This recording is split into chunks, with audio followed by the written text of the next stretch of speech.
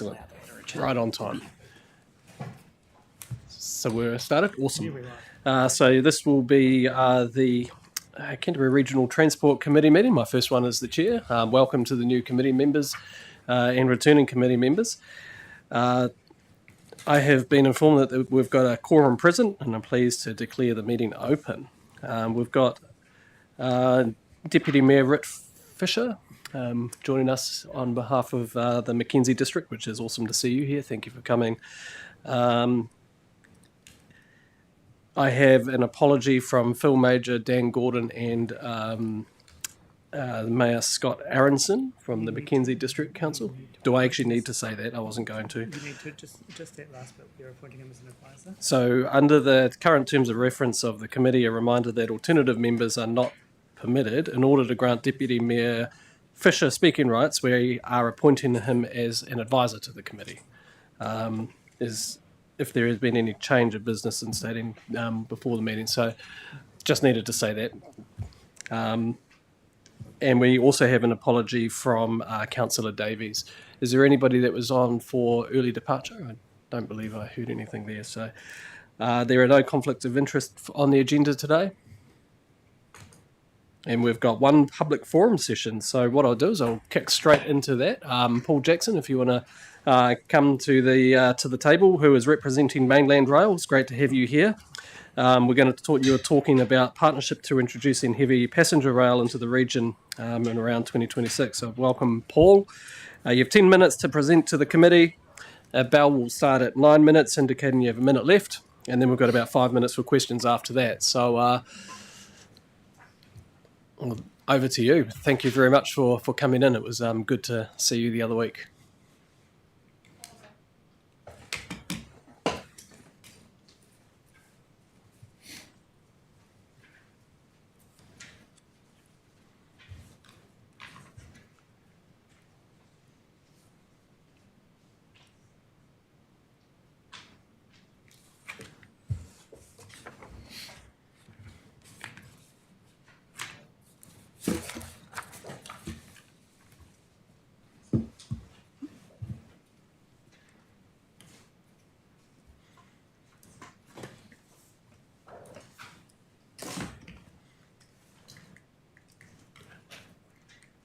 Yeah, over to you, Paul. Go for it. Testing. Thank you, Mr. Chairman. Thank you, everyone, for having me here today. I just wanted to start off by giving you an update. I'll keep it brief because I know there may be some questions at the moment. Many of you here are already familiar with what we're doing, so I won't regurgitate it verbatim.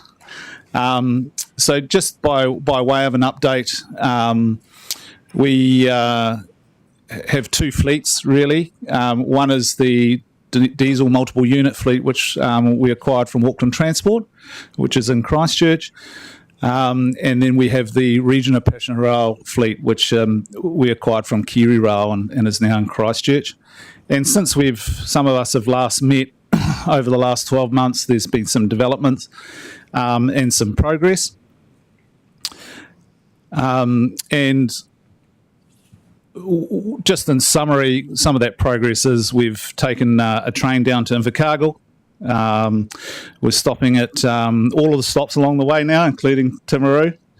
And we have our next ones planned, and on average we'll be doing once a month down to, between Christchurch and Invercargill over the first year. So that was really exciting news for us. The first one was very well received in January, and we're about to announce our dates, which will be rolled out well beyond that, so that people can have plenty of time well in advance to book, and we'll be announcing dates over the next 2 years to give that availability to passengers and that forward planning ability. So that's fantastic, and we aim to stop at every stop between here and Invercargill, the smallest being Gore, and obviously the largest being Christchurch and everything else in between. Timaru, Ashburton, Oamaru, Dunedin, Gore, Invercargill. So that's been fantastic. We've also aligned with the Crusaders. We took a Crusaders supporters train to Timaru, and that was very successful. Again, passengers in the region enjoying rail. We'll be servicing events of regional significance, whether it's in Kaikoura or Waipara, the Wine Festival. We have a whole series of major events planned. Garden Marlborough, the Omaka Air Show, the Wine and Food Festival down in Blenheim, events as far as Invercargill, the Bluff Oyster Festival, George Begg's, all of those sorts of things. We will aim to service those regions with their major events. So that's been good news for us to get some traction, and all of a sudden something that was hypothetical not that long ago has now become very tangible and more real. So we've been working closely with Christchurch City Council to establish a plan to service the new stadium. As you know, the stadium at Riverside Market, Parakiore complex are all within a kilometre of where the old railway station used to be, which was Morehouse Ave. And we are looking at a two-stage approach with council to make sure that we are operational on that first day, on the 24th of April, for the opening of the stadium, when the Crusaders are opening that stadium with the first match of the Super or not the first match of the Super Rugby, but the first match for the stadium. And what we're doing there is phase one. We're designing a ramp similar to an Air New Zealand ramp, which has actually just been completed. This is an older prototype which was used in Kekarengu. We have a much modern prototype which is going to be there at that site on the corner of Morehouse Ave and Colombo Street, and that will be there operational for that first match. So passengers will come in on the S carriages. We'll have 210 people alighting there.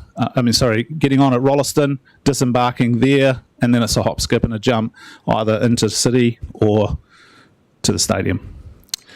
That will allow us to prove that concept to council, and then that will give us more time to do a more detailed scope of works on what will then become a more permanent or temporary platform. And once we have that platform, we'll be able to expand those passenger numbers and provide a more regular service. So that's briefly where we are today. And I think we have this amazing opportunity at the moment. We have this amazing infrastructure in the South Island where the bones of which are already in the ground. Billions of dollars worth of rail. 600 kilometres between here and Invercargill. That doubles the amount of kilometres that would be used regularly. It's 212 to Greymouth from here. It's 350 odd to Picton. And, we have the ability to connect everyone in that region. We have that investment already here. We've just got to use it. So we would like to work with everyone in this room to say, look, if this all, meets certain KPIs, if this all works, if there's the appetite for it from ratepayers in your region, we have the ability to say to you, work with us, work closely together with us, and we have the opportunity to do this on a very regular basis. We could turn what is an event express train, which is a pilot program or a live test. We have the ability to turn that on into regular commuter rail. We have the rolling stock assets, and we'd like to pass on that message to everyone in this room today that's really the key, that together we could create a milestone moment for public transport in the South Island. So thanks for having me. Excellent. Thanks, Paul, for taking the time to give us an update on where things are at. I think it's exciting that you have got to this point, and a big ups to you for having the foresight to give this a go. And I'm really looking forward to seeing people engage with it. Are there any questions of any of the members? Mari? Probably not a question, more of a statement. I'm Mari Black, Mayor of the Hiranui District, and I just want to convey to you the real excitement that you've created by offering a train to the Waipara Wine and Food Festival coming up in March. So our community, whilst I know some people are actually going to come into Christchurch to have that experience to train out to Waipara. So it's Is that you? that's innovation. No, it's not me. Oh. But I just want to say it has created a real enthusiasm, and I'm really, I think it's a wonderful opportunity. So thank you.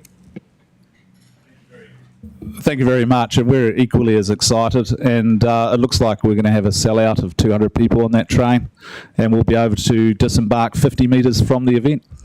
Thank you. Awesome. Liz. All right, turned it on. Liz, Mayor of Ashburton, and I spoke to you last week.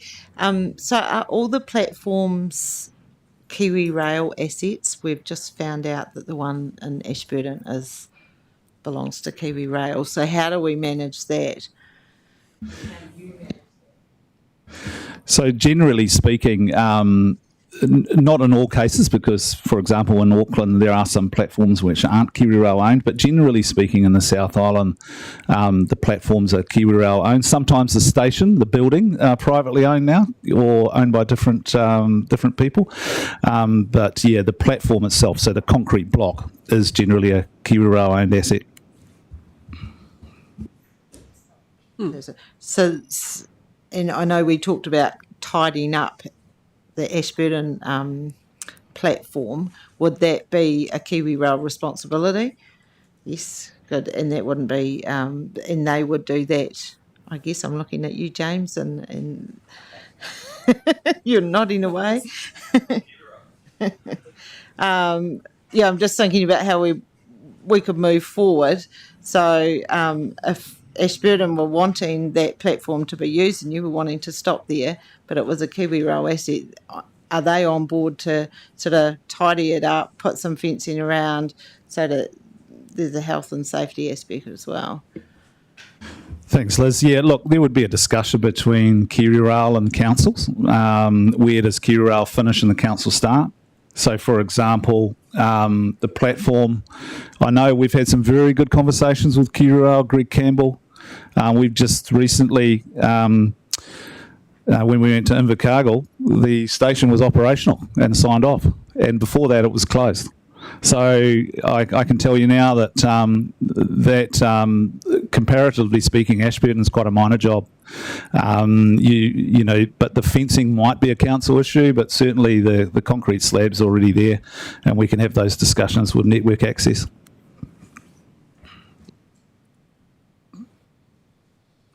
Anyone else with any questions? I'd just add, we're looking forward to going to the Ashburton A&P show. And we've been speaking to your people down there, and we're going to be going on 2 days, stopping the train 241 metres from the event.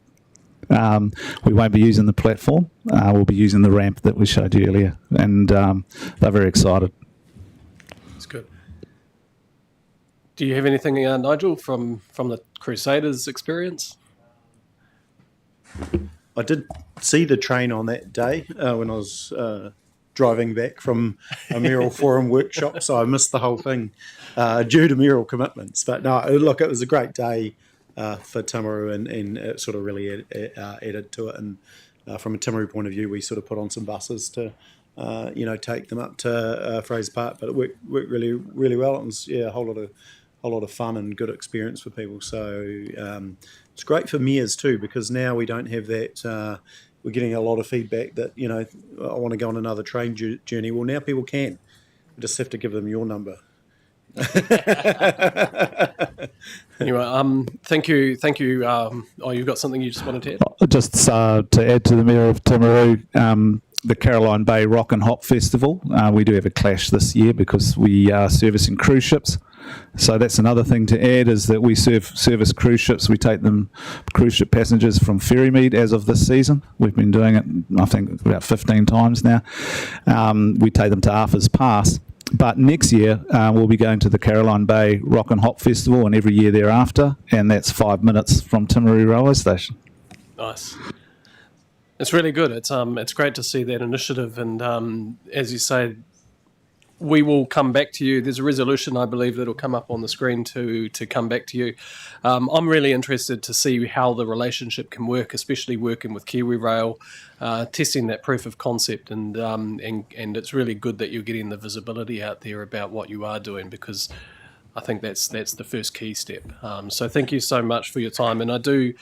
Later in the meeting, we have in my chair's report, we've got a conversation around Kiwi Rail and their involvement within this committee, so that we can start having a bit more of a potential lined up conversation about a whole lot of rail things as well as the other transport stuff that we do. So, and I know you've got some points on that, Craig. So hopefully we can sort that out. No, we know each other well, and yeah. No, that's okay. It took me a while as well. I don't think anybody knows what goes on in Craig's head sometimes. So. But I know Craig well because Mainland Rail invested $150,000 to fix the turntable in Kaikoura. Oh, wow. And that enables us to take trains down to Kaikoura and turn them around, obviously, and come back. And it's we've got a soft spot for Kaikoura on the whale watching, so watch out for more to come on that as well, Craig. Love it. Can I see the resolution on the screen? Can I get a mover for that, please? Mayor Murray Black, and second, Mayor Nigel Bowen. All those in favour, please say aye. Any against? I would hope not. Carried. Thank you again. Yep. And just to finish, Mr. Chairperson, Mainland Rail would be happy to sit with Kiwi Rail on that forum if there was an invitation extended. Thank you. Not a problem. Heard. Cheers. All right, we'll move straight into the next part of the business. Again, thank you very much, Paul, for coming in. Is there any extraordinary or urgent business? Haven't heard of any. We've received no notices of motion, so move straight into the business of the council, which is 7.1, briefing for the incoming committee and updated terms of reference, which is on pages 10 of your agenda, with recommendations on page 10. Tiara Thorby, Senior Strategy Advisor, will come to introduce this report.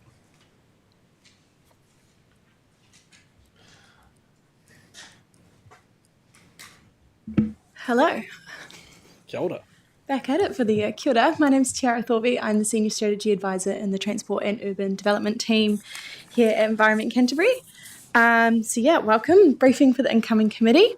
The purpose of this report is to provide the Canterbury Regional Transport Committee with a briefing document that sets out the relevant information and legislative requirements of this committee.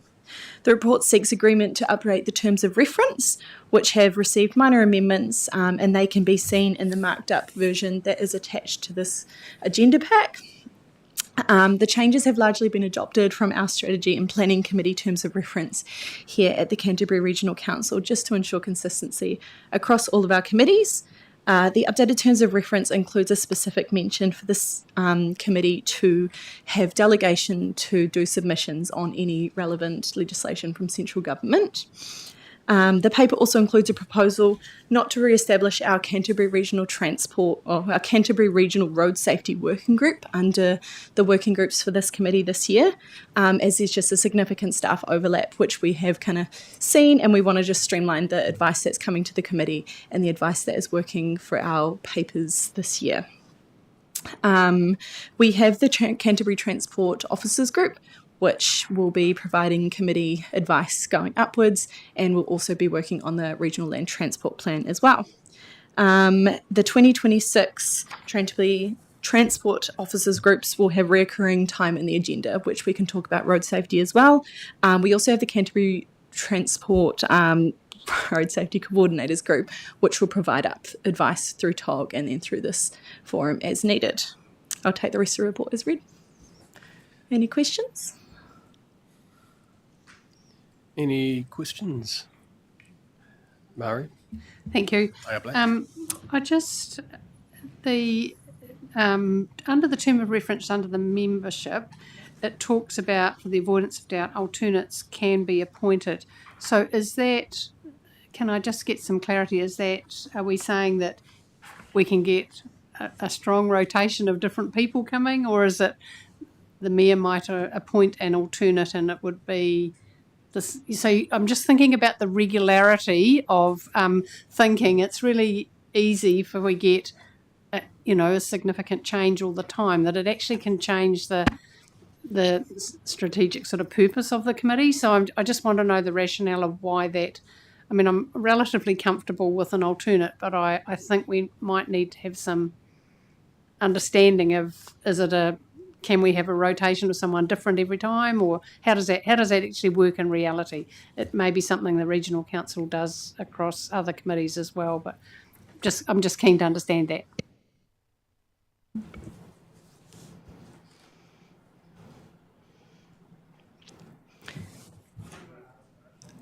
It's probably a governance thing, and we can probably have a look with our legal team as well, but we can definitely come back to you on that. But yeah, it would probably be just to ensure consistency. Happy to answer that as well. I think in the previous traineums of the committee, we've experienced situations where without alternates, we haven't had a quorum as well, which has been a challenge for when we've been trying to bring through papers to the committee to progress pieces of work, particularly the regional land transport plan development, which needs a number of touch points with the committee and decisions made along the way. So having alternates would give us that opportunity to have a quorum. It's generally focused where there's an absence from a mayor or NZTA rep or the chair for illness or unavailability for whatever reason.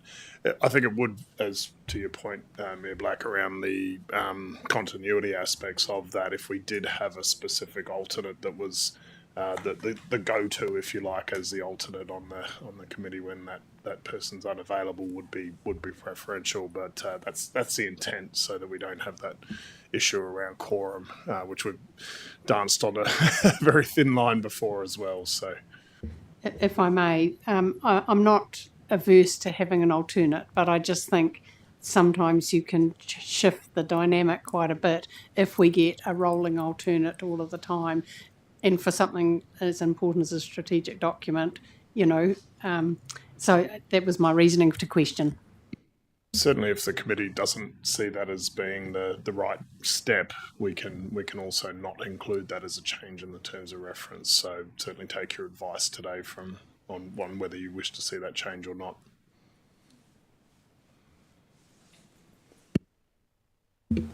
How does the committee, James? Sorry, pedantic question. I simply don't understand the text of the delegated powers section. For me, it reads like a sentence fragment, not a full sentence, and I just wonder whether there's something missing there. I suspect it is the regional council delegating to the RTC those powers, but it doesn't say that. Point taken. We can go away and have another look at it.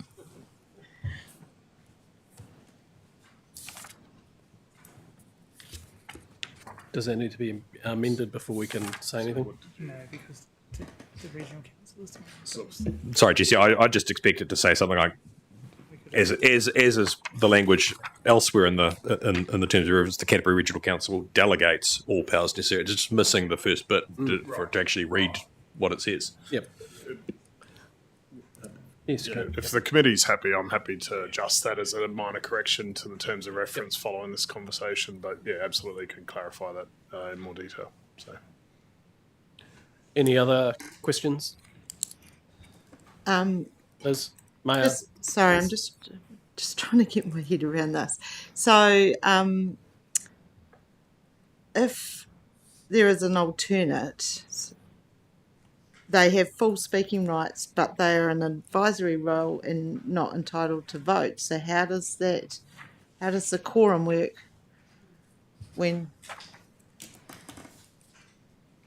And the other thing is, are members able to join online, and do they make the quorum if they join online? So there's just a couple of things there I just don't understand. So we've just given the Deputy Mayor speaking rights as an alternate, but if you're not able to vote, does that meet the quorum? So at this stage, Deputy Mayor Ritt is an advisor with advisor to the committee. It's slightly different than the alternate. Personally, I don't know how this potentially works. So, but the staff are the ones that write these, and they'll have the advice on this. Yeah, that's so my understanding is an alternate would have voting rights. So where it says in the table on the front page of the terms of reference, it talks about voting. All members shall have full speaking rights. However, if advisors are appointed, they are not entitled to vote. So that's advisor would be different to not an advisor. Yeah, in the situation if this terms of reference was adopted. Yeah, that's correct. Yeah. And just in terms of the online thing, there's the legislation in the LG Act, which enables online to be, be counted as quorum and voting. Any other? So do we go back to this alternate question that's been posed?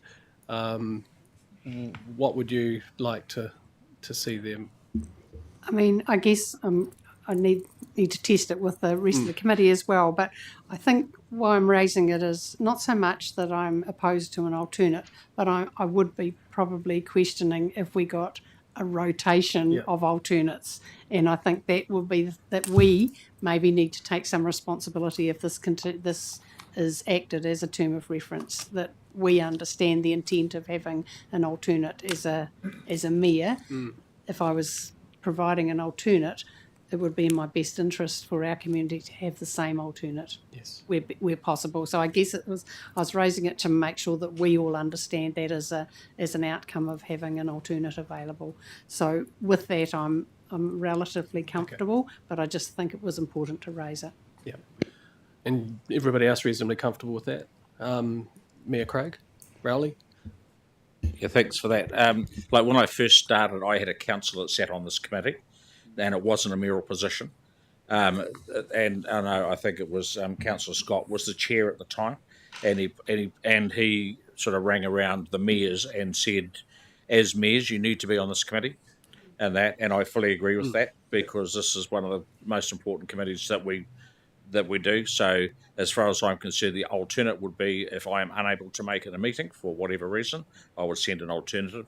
I would not send a number of them. I would have one that you keep up to date and give them the papers to so that they're not just sitting here filling a seat if they need to be an alternate. But it's critical that we keep the mayors on this committee. Yes. Same phone call. So any other comments or questions relating to this piece of paper? We're kind of getting into debate with the staff at the table, so but I just wanted to sort of let that happen just because it's fluid. Right, well, we can probably put the resolution up on the table, noting the clarification point that was raised by James. You're happy with those resolutions? Excellent. Well, I'll ask for a mover, Mayor Craig Rowley, and then seconded by Mayor Nigel Bowen. I'll get to the right-hand side of the table at some stage.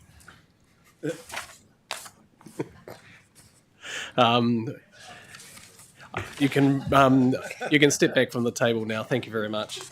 Is there any debate or comments that any of the mayors want to make? I can speak in support of the recommendation, given the tone of the discussion we've had. Thank you. Excellent. Anybody else? All right, I'll put the motion. All those in favour, please say aye. Any against? That's carried. Thank you. We'll now move into the next section, which is 7.2, which is on pages 21 to 37 of the agenda. Recommendations on page 21 with Claire Patterson, Principal Strategy Advisor to Air Quality, Transport and Urban Development, to introduce the report. Claire, over to you. Kia ora koutou. Yes, so this is the first decision point in the development of the Regional Land Transport Plan, and I'll draw your attention to paragraphs 22 to 26, which outline the 5 options for a strategic framework.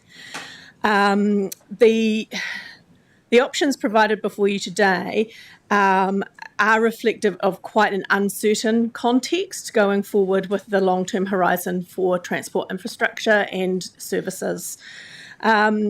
Given Canterbury's environment and communities, options 1 and 2, which are systems change options, are actually feasible, more feasible here than in potentially other regions. However, and some of this is because we've got flat land, so that can reduce our energy requirements for moving vehicles. It's about the air quality and the social benefits from reducing emissions, and water, which is part of the hydrogen story, and also strong transport innovation thinking in Canterbury communities, and the engineering capability that sits within Canterbury communities as well. However, all 7 critical risks that we've identified would all need to fall in favour, and there would need to be probably an additional $1 to $4 billion worth of investment into Canterbury, which we have not seen any signals from central government that is likely within the period of the plan. You have a duty at this point to consider affordable objectives, and so that's my, even if they were plausible futures, we are not recommending options 1 and 2. Options 4 and 5 are also feasible given some of these risks and the limited revenue, the impacts of reform on performance, earthquakes and flooding. It's actually plausible that there's potential for the next 10 years to be like a reform, response, recovery focus. What we are recommending is option 3, which we're kind of calling the fast follower scenario. And this is strategically aligned to current government direction, current energy strategy direction, and also the environmental direction that is required to be taken into account. It focuses on maintaining the network, resilience, growth, and economic development. It's been supported with and developed with and supported by the Canterbury Transport Officers Group, which is made up of staff from all of your organisations. And so it's balanced, but we believe it is realistic because it's enabled by the environment and the communities of Canterbury. I'd also like to draw your attention to paragraphs 39 and 40 about the high-risk environment. And that there is so much future uncertainty that it has been a challenge as a practice to develop a strategic framework to put before you today, given how much uncertainty there is. So I feel I better let you know it's pretty uncertain out there. So I'm happy to take any clarifying questions. Any questions by anybody? James? Kegel? Of course I was going to have a question. Well, I've got a question of you. Is there any of those billions coming this way? That's not this item. That's my report later. Sorry, we'll go back to you. No, look, Claire, when we spoke, when we went through this in the first instance, in the briefing, we talked about being able to swap and move things around, and I guess my initial reaction to some of these is it's not a smooth. I get the attempt's been made, but it's not a smooth sliding scale of investment on all of them. Or in fact, sometimes it is. And the discussion we had in workshop earlier today indicates I think there might be an appetite to dial up some things and hold back on others. How can we entertain that? And is that something we can entertain today, or is that something we hold off if we want to go harder on maintenance and resilience, for example, and less on, I don't know, pick a topic that isn't maintenance and resilience, because this is the strategic framework that then sets the cascade everywhere else. So is that, I know you've recommended a straight up or down option 3, but can we get messy, or? Yeah, I mean... You can, of course, get messy. That's your prerogative. However, my advice would be you have a duty to consider the affordability.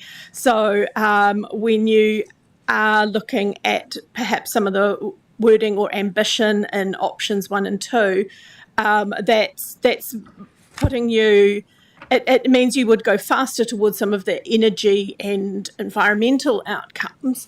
But with the affordability in the transport space, it's less aligned with that, and you have a duty to consider the affordability of the objectives. And then the options 4 and 5, they pull back on that energy and environmental outcomes. So it is tweakable, but I would say you might be able to pull 1 forward, but I wouldn't pull like 3. Because then you start to actually shift that whole strategy sort of into a different space. Does that help? So one question I have, when I look at options 3 and 4, which are on page 33 and 34 of our agendas, we've got the targets, and I'm looking specifically at the targets piece because that's how my brain works. And you've got 3. Now, I'm looking at network resilience and thinking the conversation we had earlier, can that be pulled into option 3 and have 4 targets? Oh, you can pull that resilience target forward. But can we have 4 targets rather than just the 3 that you've got in this framework? Yes. Yep. Okay, now that's excellent because that's what I would like, given the conversation we had before. Now, I know that might stretch things, but network resilience is absolutely critical given the other priorities that we're talking about. Yeah, the targets are, as the document moves forward and what most staff reference to and work to, the targets are often the least referenced part of the document, and that's simply because of the kind of the operating model that we have here in Canterbury for transport. So you can. I took your guidance in the workshop earlier around the importance of resilience in the region in terms of the weightings going forward. So yes, you can put in that target, and that just sends that extra signal. But I just thought I should advise you that the monitoring framework which will come later, is more of the specific performance KPIs. I think both are probably important, to be fair. James, I think you've got another question, and then is it... James?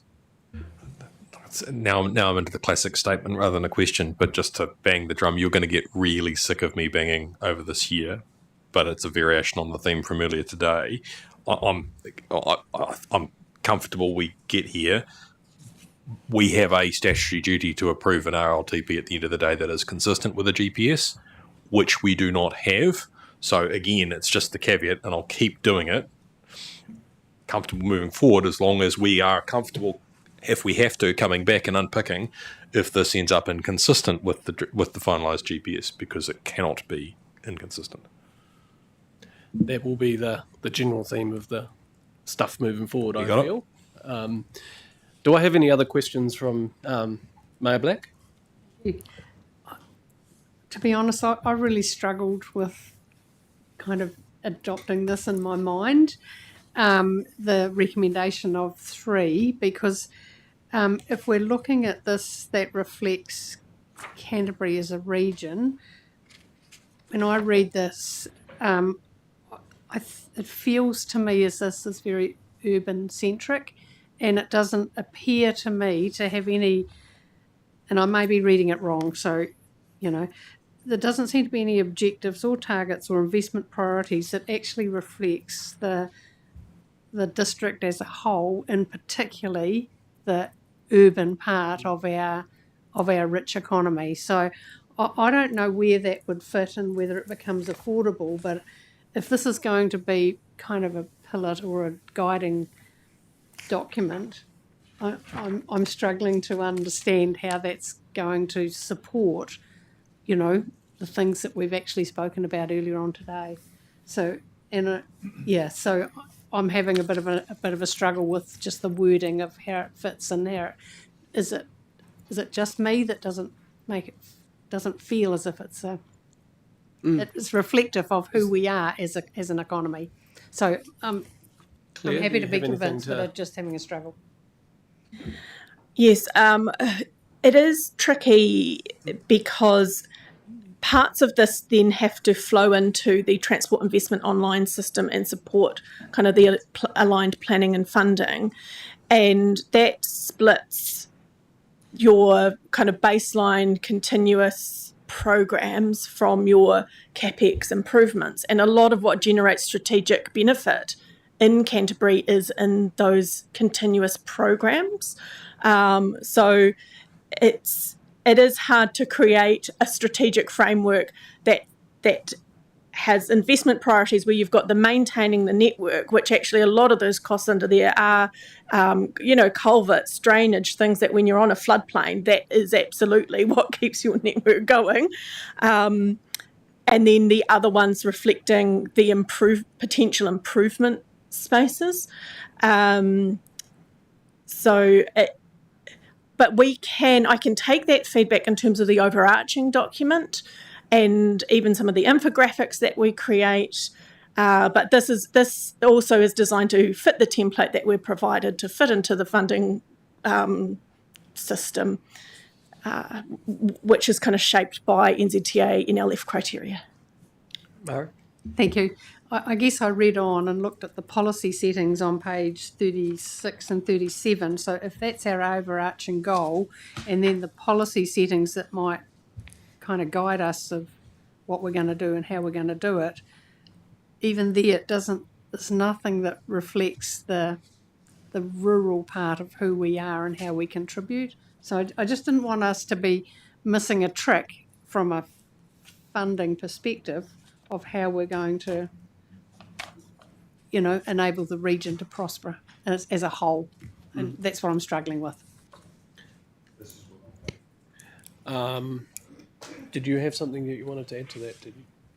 I think Claire and I had a good chat after the workshop this afternoon or earlier today about the themes that we were looking at in terms of maintaining the network, resilience, how that's reflected in maintenance and renewals anyway, but also as a theme throughout the RLTP. Then when we were talking about economic growth, so thinking about how people, freight, tourism, how we move people through the region, and then thinking about the emissions innovation space as well. So what you see here in that option 3 in those investment priorities was trying to link back to what we were talking about earlier today and put it under those themes, if you like. So continuing road maintenance operations and renewals, obviously sitting in that maintain resilience space. The supporting critical freight and tourism corridors is definitely focused around economic growth and people movement. You've got the level of service of public transport in Greater Christchurch. How that's worded could be adjusted potentially, but that's supporting a major significant shift in a city-shaping urban area of Greater Christchurch.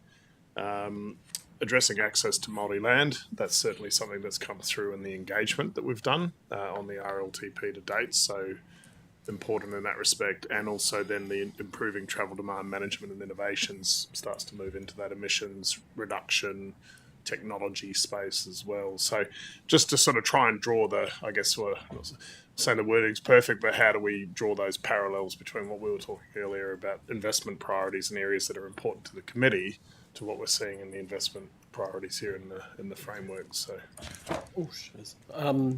Mayor Glidden, did you have a question? Yeah, I can go question. And actually, I don't know if this is specifically for staff. Actually, James might be able to answer my question in this. And good work. I'm just thinking about it. It's all good to be ambitious, but actually, what is reality? In this as well. And I look at some of this and I think 80 to 90% of population within 400 metres of public transport services, is that achievable for us? Because that isn't actually for our whole district, that is particularly for our urban areas. So, public transport is constrained to the dense urban parts of us. So, I just think about it as being, actually we need to be realistic about this, and I agree, James, we give effectively, I don't want to say draft because we're going to have to approve something, but we're going to have to revise this when the GPS comes out, because there's things that we're potentially going to put in the bin because it's not going to align. And part of me looks at it and I think supporting critical freight and tourism corridors. Well, we talked this morning about bridges. Actually, critical bridges are critical to our infrastructure and our getting around, and that aligns to more of our rural community as well, because without that, our GDP can't get to our urban centres. And I can give you a question in a minute. And the other one, I just thought about access to Māori land, and I just wondered whether iwi Partnership for Equitable Access and Cultural Priorities is better, because I'm not entirely sure that the GPS is going to fund that, and that's where you might be able to give me the thoughts, James, because are we setting up for failure or giving false hope that something is there? And how is this affected by the infrastructure strategy that has come out? I can answer all of those. Yeah. Okay, so the 80 to 90% of the population, 80% of the population of Canterbury is in the Greater Christchurch area, which has the metro. Then we've also got Timaru with the My Way, and then there's also the community vehicle trusts. So that 80 to 90% with public transport isn't just a bus, it's all kinds of public transport. And so that 80 to 90% has been discussed with the public transport strategy team at Environment Canterbury, and it covers the whole RPTP. And this is the step up from status quo level of investment. So option 4 would be your kind of status quo for public transport. So that it is realistic. This has to be realistic. We can't put something before you that isn't realistic. So we've done the work with the staff around the region to test that. In terms of the next one, I think was critical freight and tourism corridors. The bridges are on those corridors. So when we talked about this as a group, the port to port was the big one. So that's, from Littleton through to Timaru and the bridges along those corridors. But then also we have the Conway River Bridge in the Huranui, which is on the inland route, that is quite highly ranked in the current RLTP, that if I called that develop the port-to-port corridor, then some of these other kind of critical locations kind of might end up unintentionally falling out of the plan. It is the framework, it's not the work program yet. So that we do also have to take this framework and create the affordable and feasible work program. And so we will come back to you with what has fallen out based on the affordability signals that we get in sort of May, August, or however later down the track we end up with drafts, GPS and information from NZTA. So at the moment it's just creating a shape that then we can form the work program within. Does that, and was there a third one, the Infrastructure Commission and how that fits? Yes, there was that, and then there was addressing access to Māori land. So the access to Māori land is what we identified in the wānanga was a long-term strategic issue. It's not at the point where there is a large program of work. It would really, there needs to be even a further conversation to understand what's been raised in that wānanga and develop an evidence base. So it is strategic, it is long-term, it is potentially, because the Ngāi Tahu membership expanding to roughly 150,000 over the next 30 years, they're not necessarily all located in the region, but they may well come to the region for different events held at different marae. They may want access to remote and rural Māori land. It might be that there's other people who also want to go to those events. It's not we had a workshop and here it goes. It's a long-term understanding how this might, with cultural shift as well. So what you're seeing is a demographic shift over the next 30 years to Māori, Pacific and Asian across Canterbury. And we're not sure how that might change travel patterns or access to different parts of Canterbury, and so it's signalling that this is an emergent strategic issue that in 30 years' time, with that 30-year view, we actually need to start building our understanding of that and getting an evidence base behind it so we know where to invest and when. It's not a 1st of July 2027 something's in place strategic issue. That yeah. James, did you have something you wanted to add to that? It was sort of additional questions that tease out that, both in response to what Claire's just said, but also the way Jesse characterised things and building off Lydia's comments. So it's sort of, I don't know. Give it a go. Picking off where Jesse, you started, thank you for trying to translate between the 5 investment priorities and where we were today. And I think I can get my head around some of them. I do think population and GDP, the sort of growth, the 2 different types of growth, aren't easily seeable in here, per se. So that's one comment. I really do struggle with the addressing access to Māori land one, largely because I don't know what it means. I think it is really important to be very clear what it means, because Māori land, capital M, capital L, is one thing. Land owned by Māori is a completely different bucket, and I can hear Tanya sitting next to me about to hit me over the back of the head if I don't say that. I guess I really want advice on the size of the problem. So I totally endorse the comments that you ended on. I really struggle with it sitting as an investment priority, though, because I'm having to cast my mind ahead to what our draft programs are likely to look like by the end of the year. And yes, it's only the first 10 years of 30, but it's the most operative part of the full plan, and I'll be amazed if there are significant investment proposals and projects coming through from many of the AOs that address that investment priority. So I guess I want to say more work really there. I want more advice. I want to understand it a hell of a lot more before I'd be comfortable saying this is an investment priority. Yeah, leave it there. Population GDP, I think, is the big one that we discussed this morning that I can't see. Looking at investment priorities, looking at that part of the cascade. Do you have anything you want to say to that? So in the paper, I've signalled that the work for that investment priority would come through the investment management activity class. So it's not a public transport service or a roading or state highway issue. It's in understanding the scope and extent of the issue, which would require, I don't even know if we have the right work categories to explore it, even in the system. It might even, but we there could be potentially in 10,000 people who can't get to where they need to go, which is the size of like a reasonable district, and so it is quite a long-term strategic issue, which I felt should be reflected in the framework, which is the most referenced part of the document.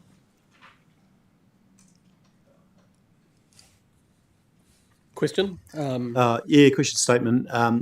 My thinking is very aligned with James on this, and I do, and I think you've explained well, but with that explanation, I still struggle to understand the access to Māori land being within strategic dock at the moment.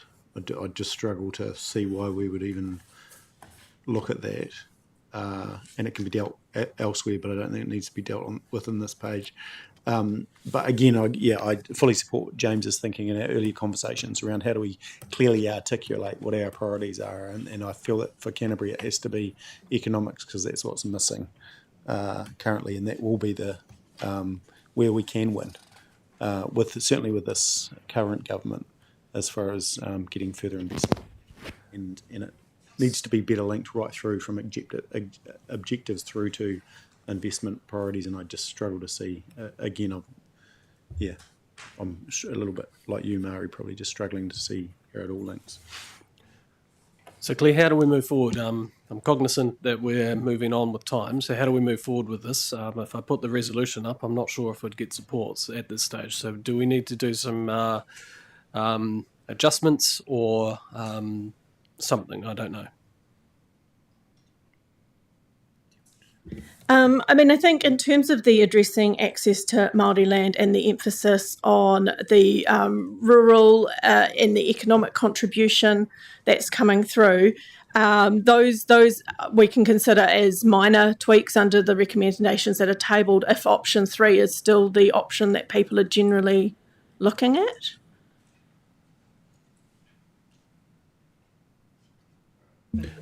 What?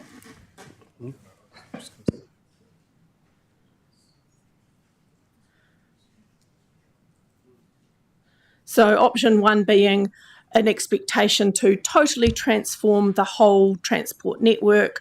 Option 2 being some sort of changes. Option 3 being trying to improve a little bit on status quo. Option 4 is status quo only. And option 5 being just managing risks. That's the general steer. Is there a general acceptance for option 3 with some changes or not? Like some of those points that were raised, James? Well, in a way, categorised like that, no, because but thank you for categorising like that, Claire, because you triggered a thought that I had back at the briefing. I'll give you a really good example. In this 30-year period, given that people are referencing it, even if you look at the National Infrastructure Plan that's just been published, we are well within the potential window for delivering mass rapid transit in Christchurch. That is absolutely transformative. Right, that is a system level change of huge proportion and very large investment. Arguably, that's option 1, but I think it's both feasible, sensible, and necessary that it sits comfortably in the strategic framework of the 30-year picture of this next plan. Otherwise, we will not be able to progress the work on it.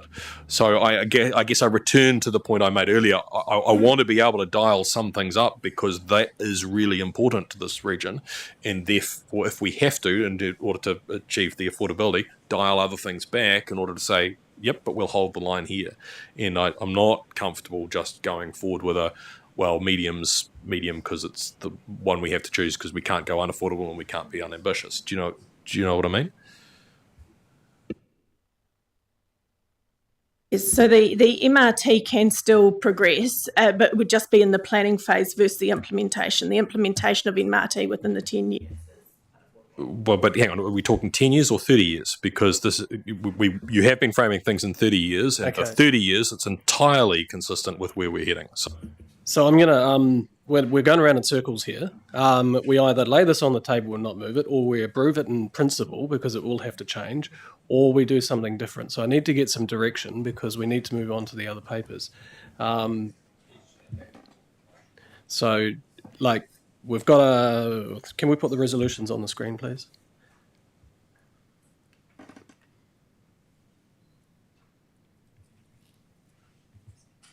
So we've got these resolutions on the screen because there's no point in having a debate between the staff and us. It's not going to help.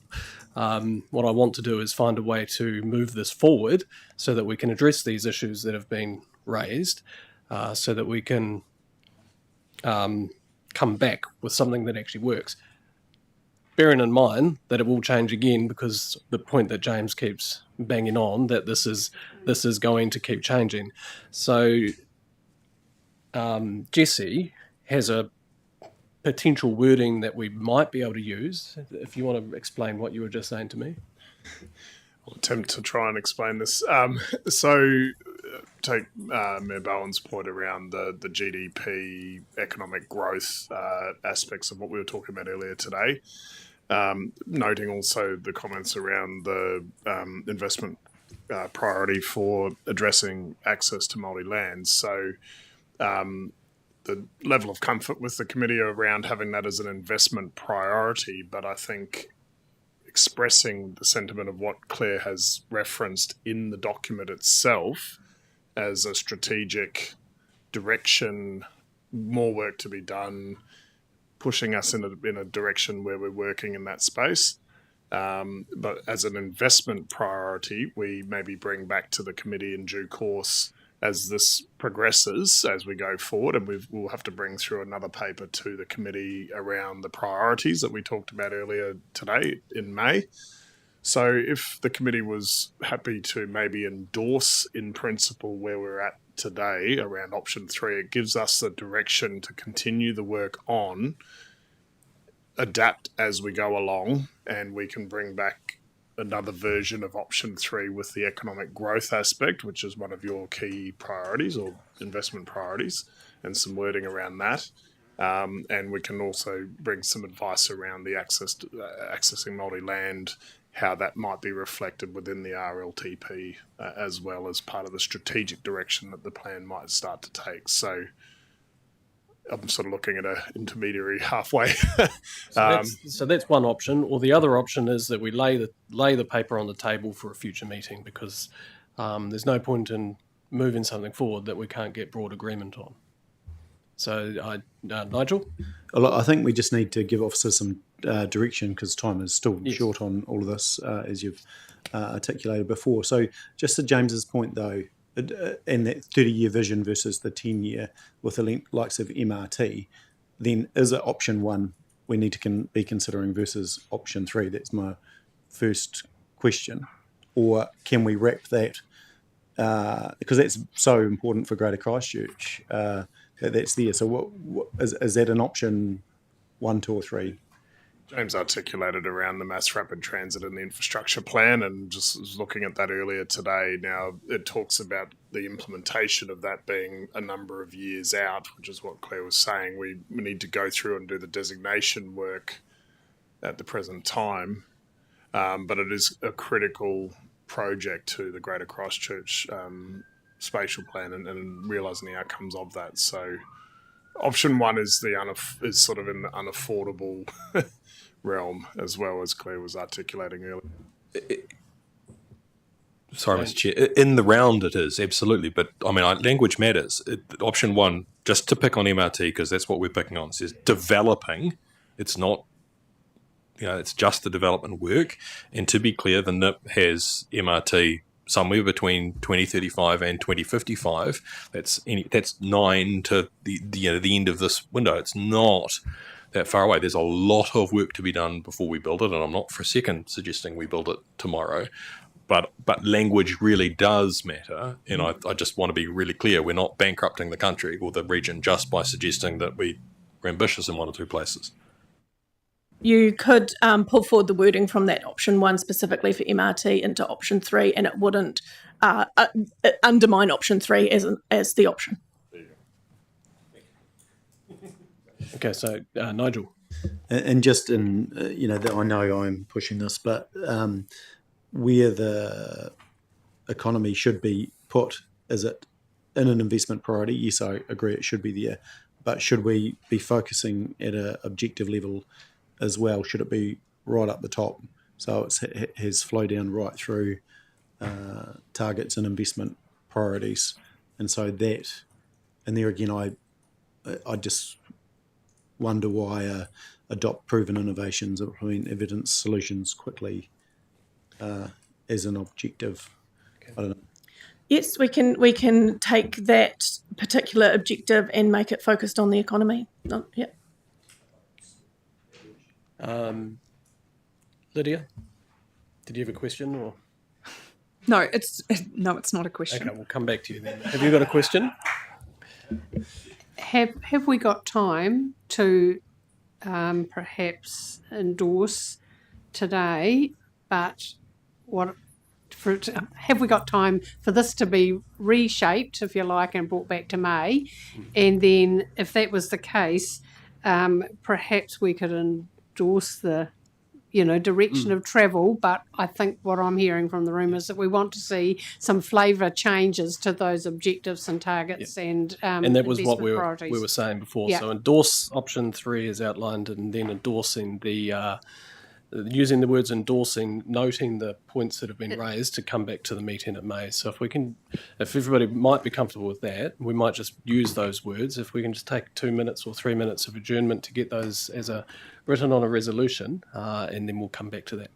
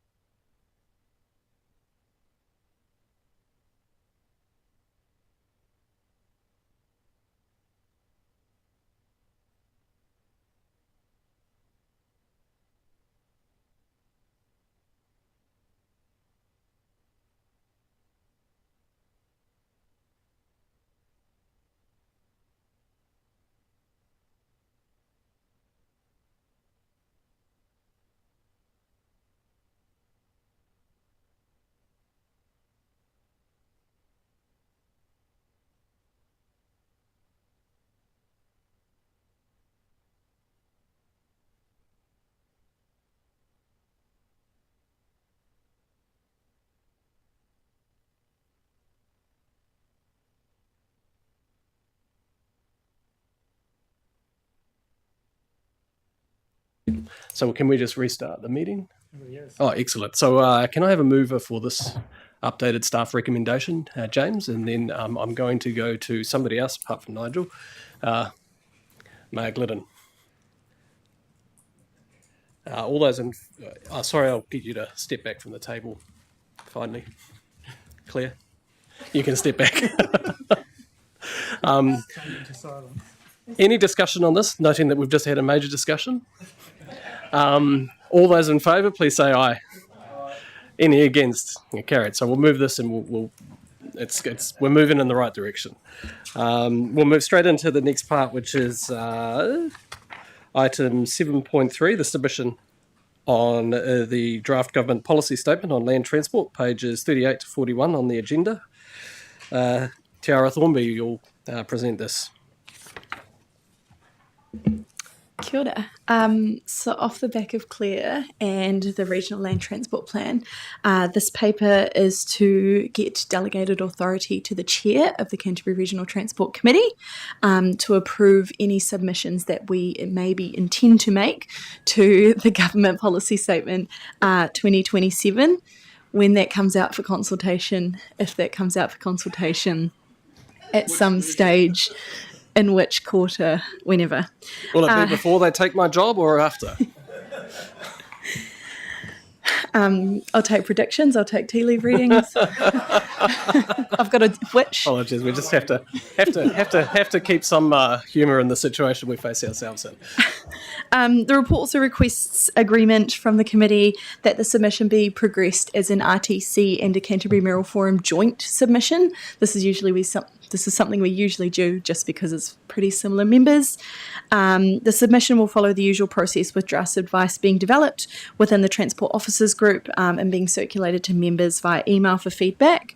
Staff have received no indication from the Ministry of Transport of when the GPS is expected to be for release, but we'll keep the committee informed accordingly.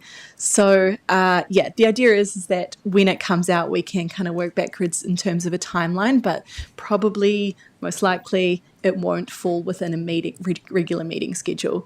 So we'll kind of figure out whether it will be online or whether it will work in with Mayoral Forum timelines, all of that. Thank you. James, you've got a question.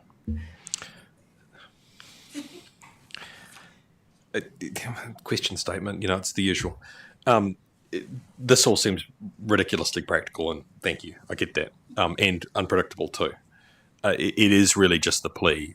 I think I'm the one who isn't Mayoral Forum. And look, the agency will comment on the GPS to the ministry directly itself, but I will do my very best to make myself available to discussion. I'm quite concerned by 5 days turnaround in terms of email, in terms of drafts, and I get that you're trying to be ruthlessly practical here, but this is a deeply important document. The most important document that gets issued in the cascade that we build, and so I just implore you to take as much time as you have to get it right. And I will do my very best to work in with what you're proposing. Jesse, you've got something you want to say? Through your chair. Through you, Chair. Certainly we'll give the committee as much time as possible. Normally some of the timeframes that we've been given on various submissions have been quite tight, so we just wanted to express a minimum. But yeah, certainly we'll give the committee as much time as possible to make this review the submission points and provide any feedback so that we can articulate that in the final submission. So yeah. Any questions? Any further questions? All right, thank you, Tiara. You can step back from the table. We'll do the procedure properly this time. May I get the resolution on the screen and ask for a mover? Mayor Black, a seconder. Mayor Rowley. Any discussion? All those in favour, please say aye. Any against? That's carried. Thank you very much. So we'll move straight back into the next item, which is reports for information, which is 8.1, Canterbury Regional Transport Committee Resolution Status Report, pages 42 to 44. GC Burgess will introduce this. Through your chair, this is a standard paper on all of our agendas, bringing through any outstanding resolutions. In this case, all resolutions from the previous committee of the last triennium are green, so all complete. So I'll take the paper as read and leave it at that. Any questions of Jesse? All right, we'll get the resolution on the screen. Jesse, you can step back from the table. Sorry. Can I have a move? Mayor McMillan and Mayor Bowen. All those in favour, please say aye. Any against? Carried. 8.2. Canterbury Regional Land Transport Plan 24-34 Annual Monitoring Report. This is on pages 45 to 48 and on pages 22 to 55 of the separately circulated attachments with resolutions on page 45. Kieran Ireland, Senior Strategy Advisor, will present it. Thank you. Over to you.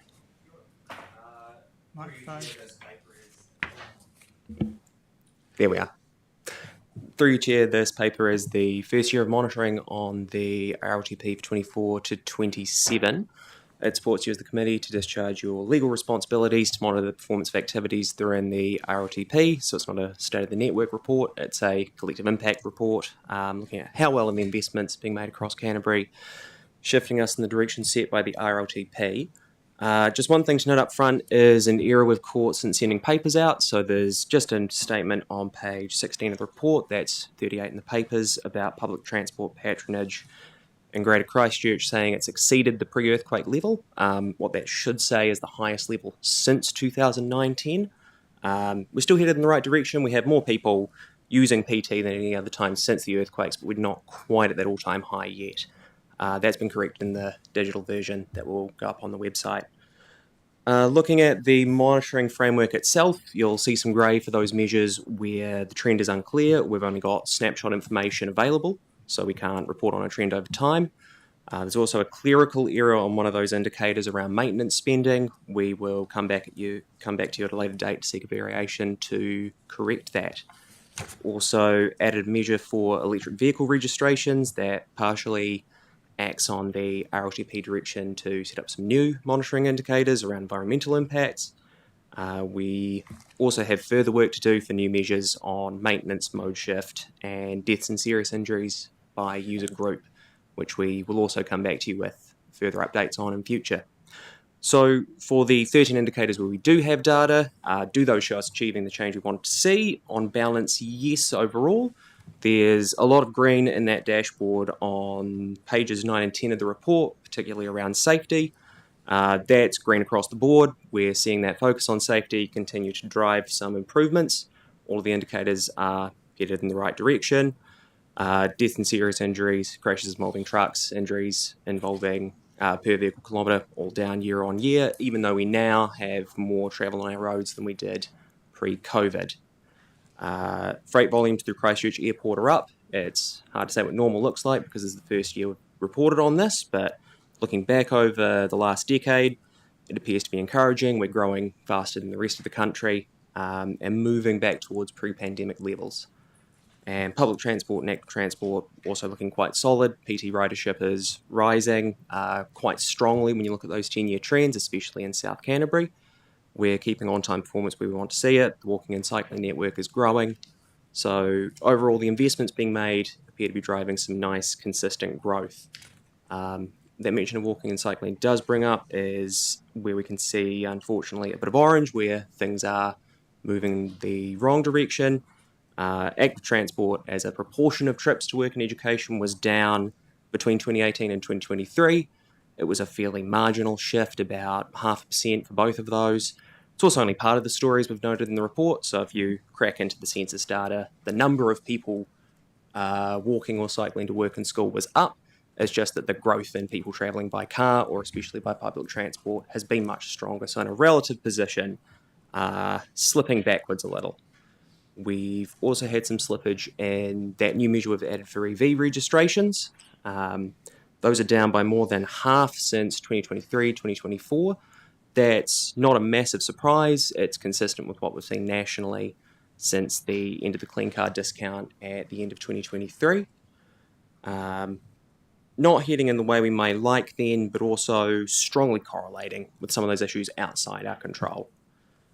And finally, a mixed picture on the rail freight task and on maintenance. So on rail, there's an ongoing drop in the volume of freight moving around. Again, this might be down to some of those factors outside our control. So maybe economic factors. There's a lot less moving from the West Coast. There's a lot less moving to Otago and Auckland, which could reflect some of that broader slowdown in the economy. And finally, just on maintenance, a bit of a mixed picture. We're holding steady on our indicator for the quality of the network and some of the outcomes we're seeing. And the dollar amount of NLTF funding for maintenance is up. But as a percentage of what we're requested, we're getting slightly less than we asked for in the 21 to 24 period. So overall, for the backwards looking report, in summary, some really encouraging collective impact in those areas where we have a little more control over the outcomes, and more of a mixed picture where the other external factors had more influence. Have I got any questions from the members? I know I've got James. I was just seeing if there's anybody else. No, James? Sorry. Thank you. Really like just the EV data. I guess my question would be, can you add to that? I can't tell that it actually says what you think it says. It's entirely possible that EV registrations fall at a rate slower than overall car registrations fall. Therefore, the fleet mix changes still positively in the way we want. Likewise, that could be true in the opposite direction. So, I'm not sure this data in and of itself tells you what we want to know. So, it's a great start, but broadening that out a little bit in terms of overall fleet mix, if the data is available, would be really welcome. And adding that measure in was really it was the quickest one we could do in the time we had. Any further questions? I've got one question. It was just on page 35 of 72 on the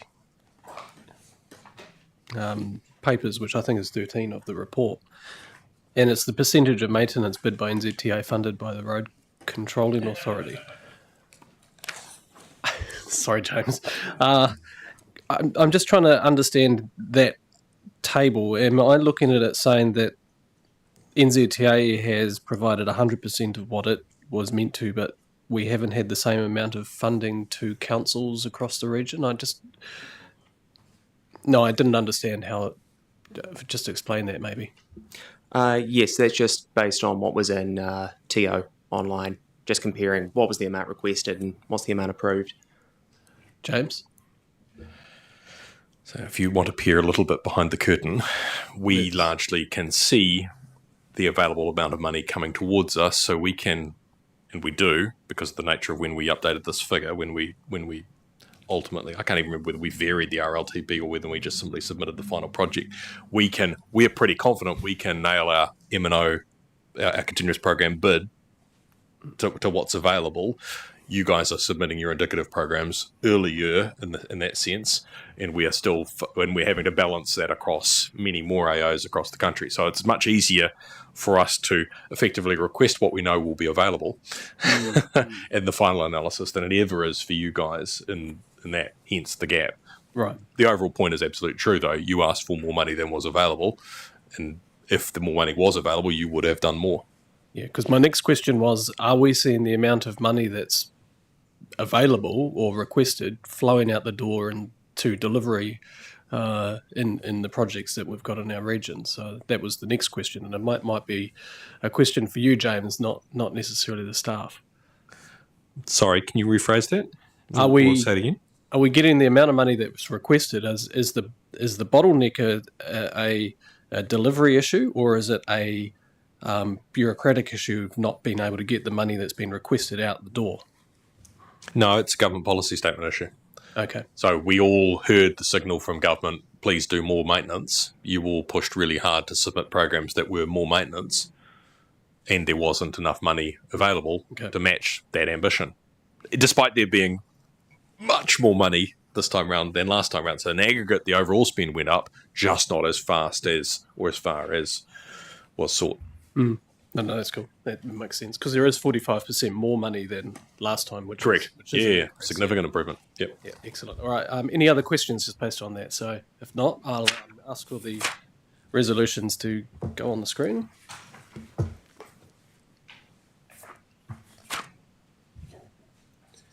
May I have a noting the slight change in the staff recommendation? Can I please have a mover for this? Mayor Rowley, Mayor Glidden. Oh, you can take a step back from the table. Thank you very much for that. This is a very good report, and it's really useful. Yeah, it's great. So thank you so much to all of the team who have put this together. I think it's really interesting reading that, and especially seeing those numbers. There's no shortage of people wanting to do the work. We just need to convert that work into more money available to Canterbury. Please, James. All right. All those in favour, please say aye. Any against? Carried. Okay, James, you're up. Next is 8.3 NZTA Whakakapi update, page 49 of the agenda, page 56 to 72 of the secretly circulated attachments. James, over to you. I'll start talking while the slides come up because I don't want to keep us late. So first slide is, or will be, just a set of key dates for 2026. Thank you so much. Fabulous. Oh, unplugged. Here we go. Exit the present. Oh, no.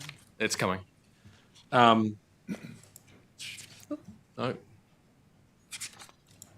Exit it and then go back in.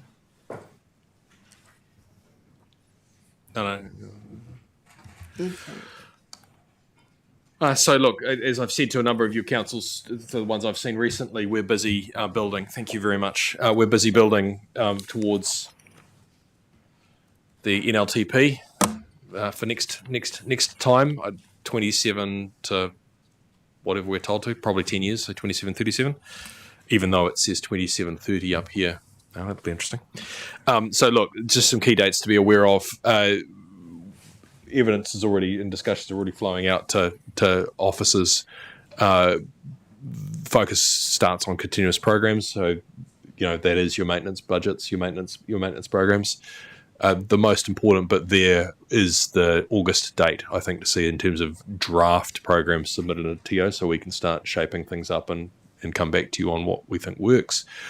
We'll work out our draft prioritisation method. That's how we take the GPS and prioritise projects that match against it. All of this comes with the caveat that I've been giving all day. That is to say, that's based off the draft GPS. We'll have to change it all when we get a new GPS or when it gets updated post-election. We will aim to come out to AOs with final continuous programs and the summary of what we think we can give you at the end of the year. Again, with that caveat, it is likely to have to change if ministers post-election decide to change the direction of policy following on from the draft GPS. So that is our current program, but please, it's only our current program. Fire rates, again, a topic we've talked about lots for the councils that I've seen most recently. We're on track to give you your updated fire rate, funding assistance rate by I think it says August. No councils in this room have special purpose roads, so you don't need to hit me up about that. And as far as I'm aware, we are not currently proposing to update our emergency works policy, so you don't need to argue with me about that. But you all do want to know what your funding assistance rate is likely to be for the next period, so watch that closely. I don't have today with me an understanding of who is on that steering group in terms of sector representatives, but I'm sure you'll be interested, so I will go away and find out for you. And I know a number of councils in the room have views about what goes into the funding assistance rate policy. So feel free, as individual councils or collectively, to correspond with us about what you think should be there. But to be clear, this process here is about generating the actual rate, not the policy that generates that rate.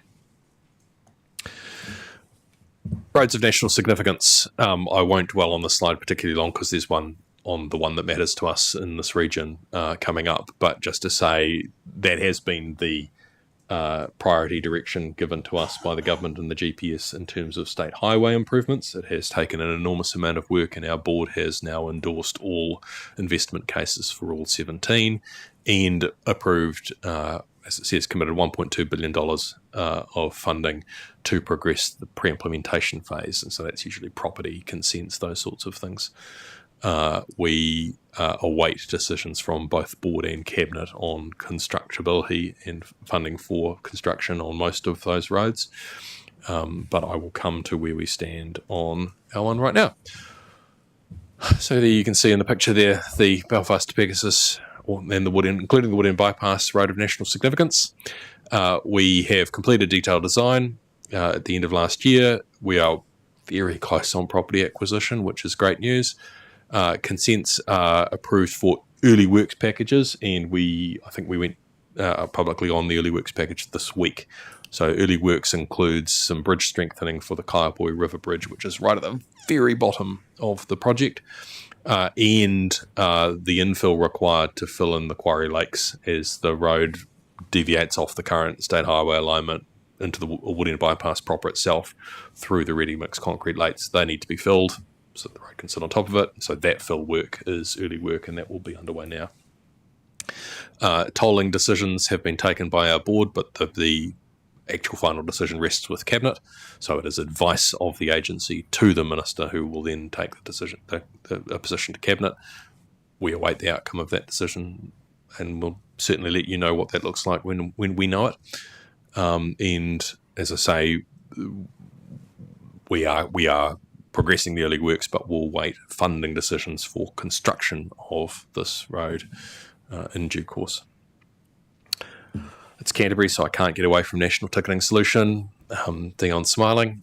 So look, the rollout of what am I going to call it? Phase 1, Giles, of NTS has gone really well. I certainly use it on a daily basis.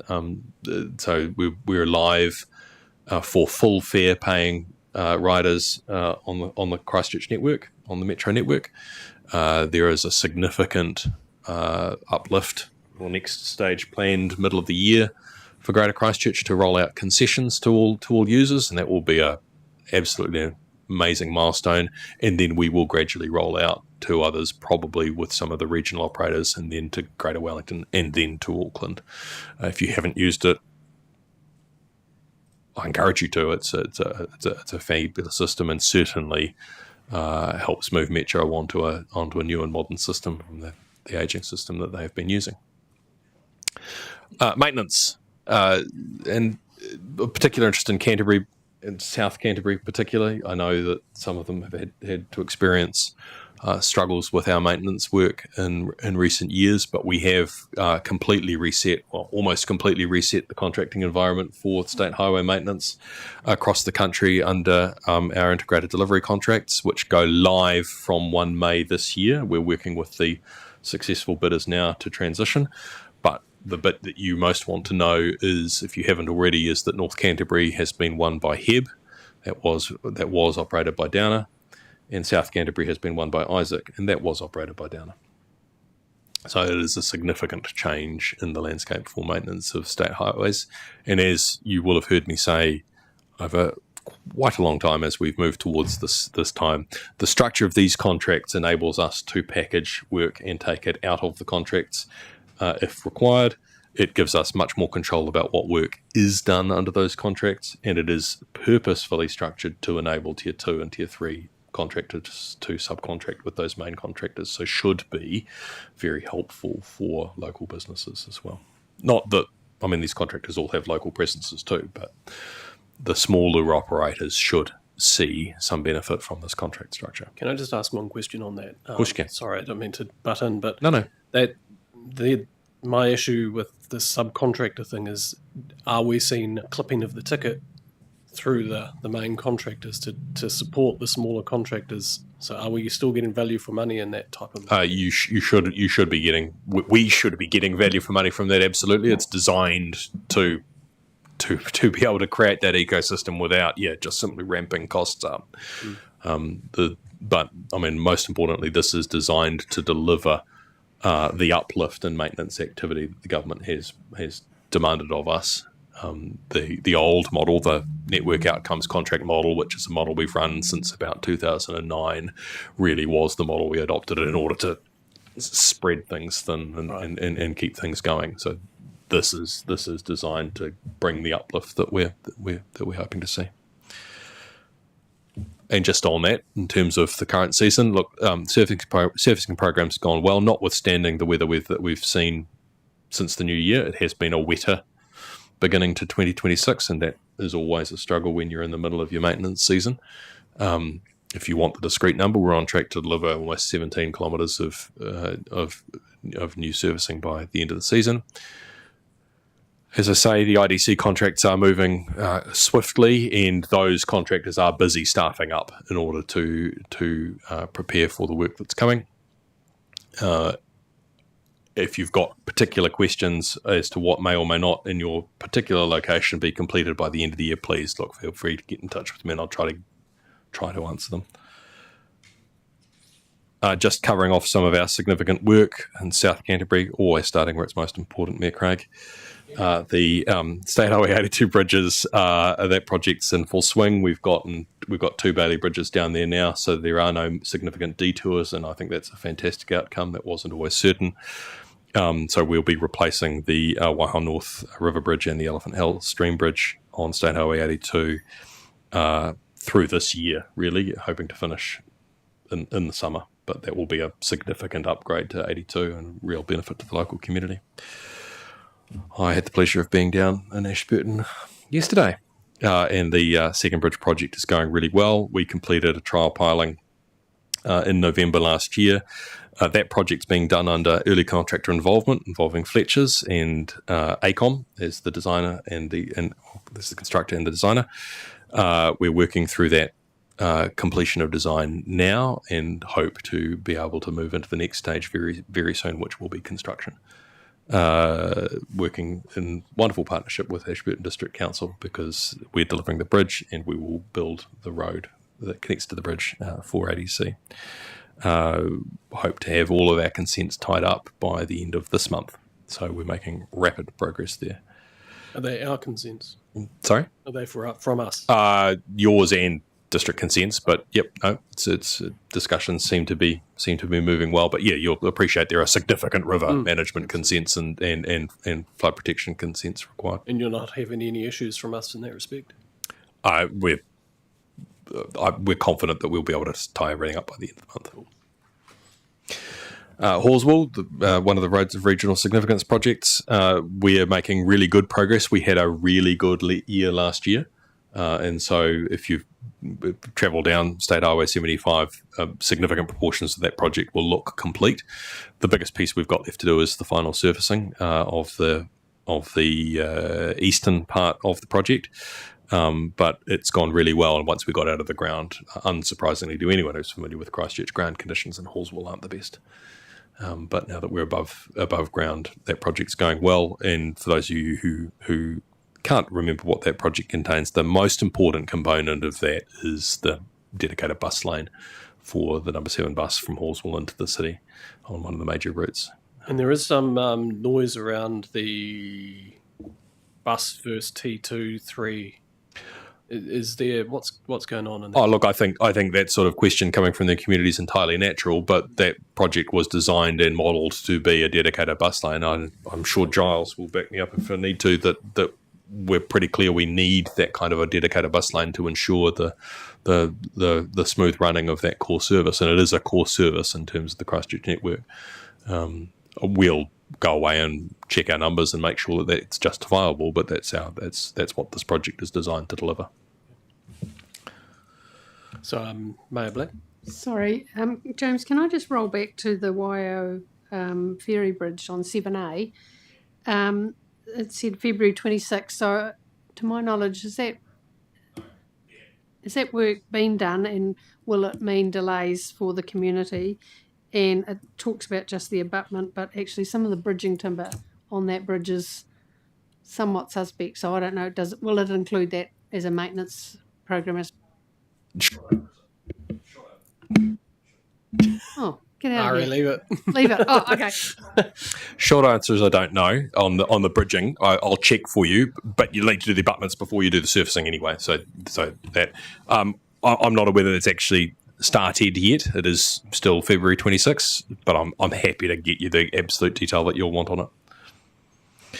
Rolleston drove through again there yesterday. Fulton Hogan are making rapid progress on the Duns Crossing.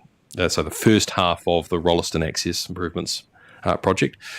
We need to complete this first half before we start the second half, which is the flyover at Rolleston Drive, because we need to be able to divert the traffic around and provide access into the I zone without disrupting the worksite. I understand that we'll be moving traffic over to the new roundabout in coming months, so it's really going to develop very, very fast. And we also need to be out of there so that we can then move on further down the road and start work on the Burnham roundabout. So that's a significant set of improvements coming for Rolleston. Very briefly before we run through, just to be aware, I haven't got the full list here, but we are out and consulting the community on a number of places in Canterbury in terms of speed reductions. These are the first set of community requested speed reductions. I totally accept that it is not the full list of places where the community would like the speed reduced, nor the full set of places where the community would like the speed reduced, and we are able to do it.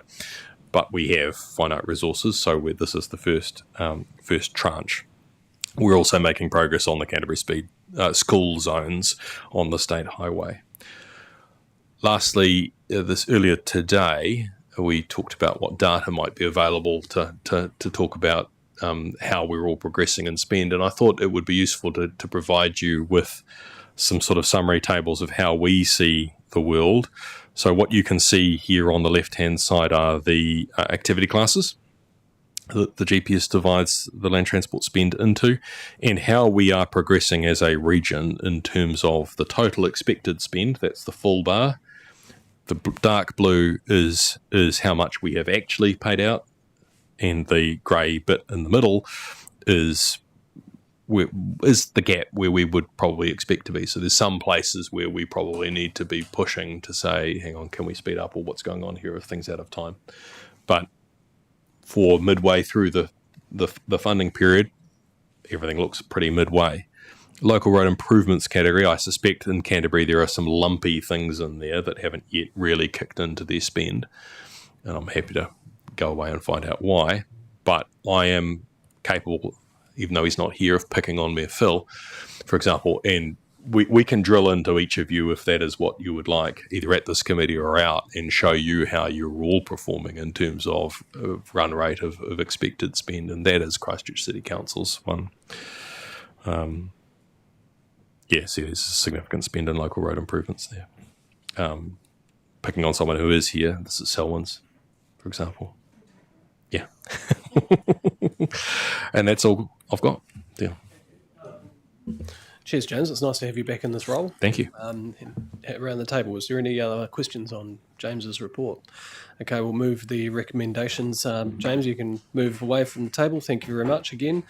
May I have a mover for James's report? Mayor Bowen, and seconded by Mayor Black. I can see you in the periphery in my eyes now. I'm getting used to this again. All those in favour, please say aye. Any against? It's carried. Thank you. We'll move now to report from the chair, 8.4, pages 50 to 62. Recommendation on page 50. I'll take this paper as read. There is that point that I raised at the start of the, if I can just get those resolutions on the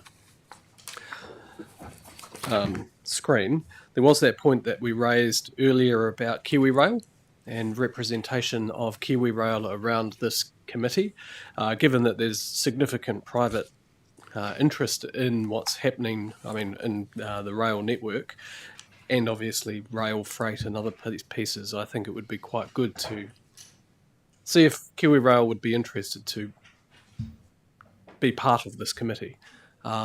We can't give them voting rights at this point in time, but we can invite them, and then we can write a letter to the Minister asking under that clause under the Act for them to have representation. So that's what I'm asking the committee to agree through my report. Any questions on that? Just on that, under the Act, they can't have voting rights at all either. They can just be representation. Oh, right. So I got that wrong. There is a process where they can, but what we're doing here is just asking them to be part of the committee. Nigel? Yeah, fully support. If there's an advantage, equally so, I don't want to waste someone's time if there's not value for them. But we have invited previously. Jesse, do you know the history just for... Yeah, through you, Chair. We wrote to the Minister previously, Minister Parker, and it was declined to have KiwiRail as a formal member of the committee. But what the Chair's pointing to here is writing to KiwiRail to see if they'd like to sit around essentially as an advisor to the committee and participate in the conversations that we're having. So that'll obviously depend on KiwiRail's capacity and availability and things as well. So, yeah. Any further questions on that? All right, can I have I might move my report. Do I have a seconder? Mayor Black? All those in favour, please say aye. Any against? That's carried. Thank you very much, team.